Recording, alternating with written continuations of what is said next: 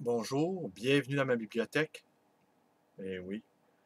Nous sommes à Montréal le 3 juin 2015. Mon nom est Bruno Lalonde, oui.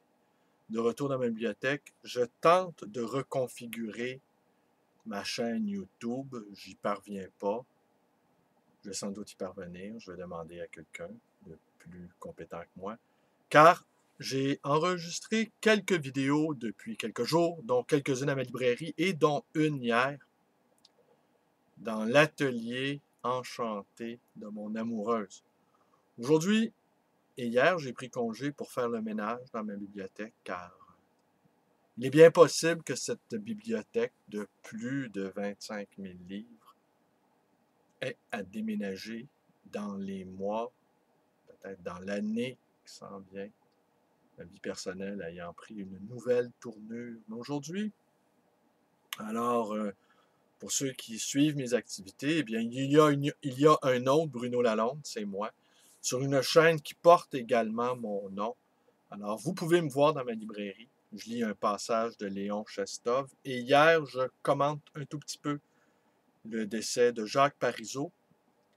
Je racontais sur ma page Facebook que j'ai rencontré, je ne peux pas dire, c'est pas vrai, je n'ai pas rencontré Jacques Parizeau, mais je l'ai aperçu à l'été 1998.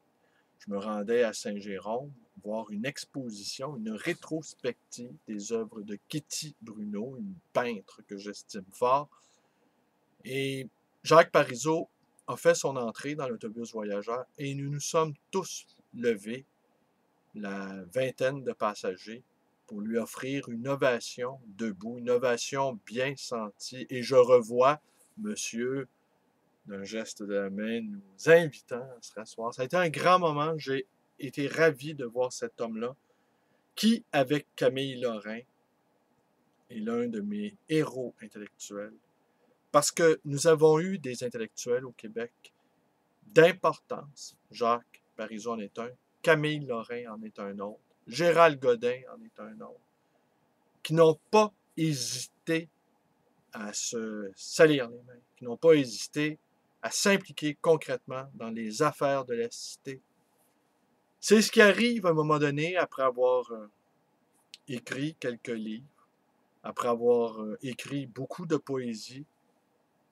Eh bien, nous pensons, nous sommes quelques-uns à penser qu'il vient un moment où nous devons nous engager concrètement. Je peux comprendre que pour une grande civilisation comme, comme celle des Français, ou d'une grande puissance comme celle des Américains, les intellectuels peuvent garder leur point de vue en plongée, en panorama. Mais ici, la situation est tellement difficile, tellement précaire, que nous ne pouvons nous permettre cette attitude-là de regarder les choses de manière panoramique. Nous sommes obligés de descendre dans l'arène. Quoi qu'il nous en coûte, quoi qu'il nous demande, quoi que ça nous demande comme effort, nous ne pouvons y échapper, même si nous sommes de petits, de modestes, de très modestes libraires. Eh bien, nous sommes obligés à donner de notre vie pour assurer la pérennité, la plénitude même de ce petit peuple fort courageux. Et ce matin, eh bien, j'ai partagé sur ma page Facebook une photo d'un journal paru, Perspective, dimanche, paru il y a déjà plus de 40 ans, où on y voit Pierrot Léger et Gilbert Langevin, ainsi que mon père, Robert Maurice Lalonde, poète. Et je songeais, je vais vous quitter là-dessus, je songeais à Patrice Desbiens, cet autre poète, né à Sudbury, en Ontario, dans le nord de l'Ontario, comme mon père.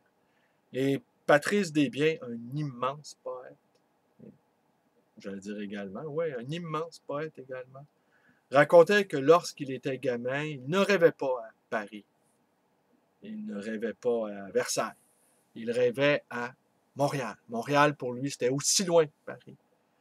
Trois-Rivières, c'était comme Versailles. Que Québec, c'était comme Lyon. Et que pour lui, eh bien, son imaginaire était peuplé par le, par le Québec. Les noms de villes, les noms de villages du Québec.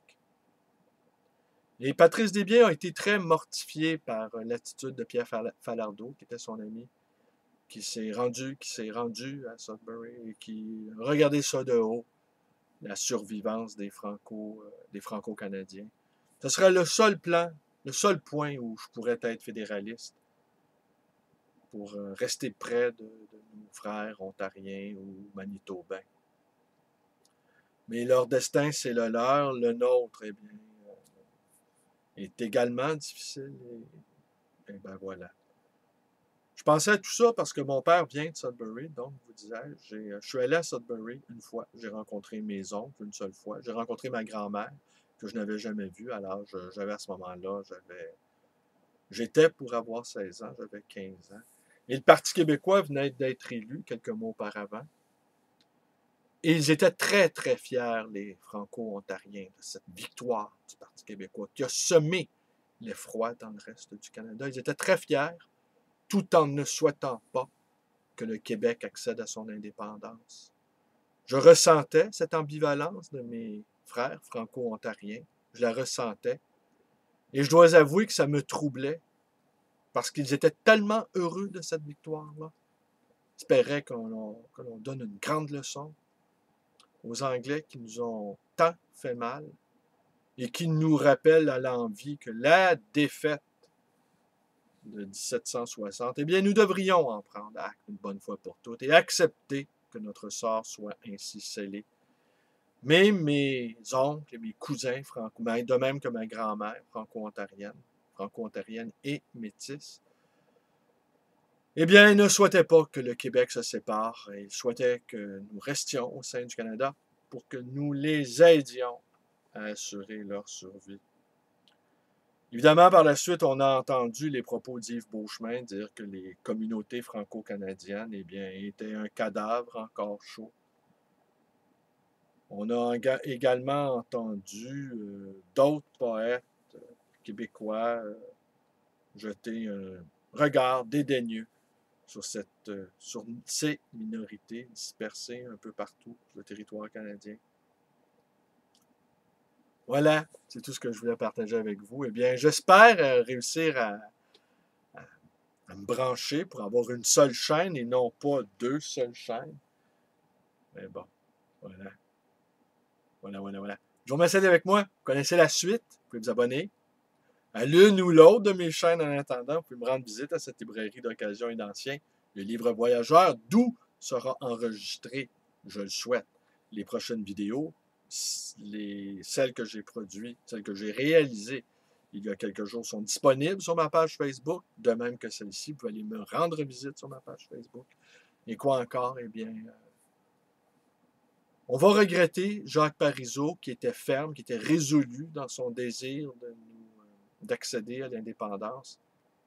Et nous, ma génération, qui a connu déjà 2 défaites, j'avais 19 ans en 80, j'avais 34 ans en 95, et j'aurai 59 ans lors du prochain référendum de mai 2020. C'est ça l'objectif. Hein? 20 mai 2020.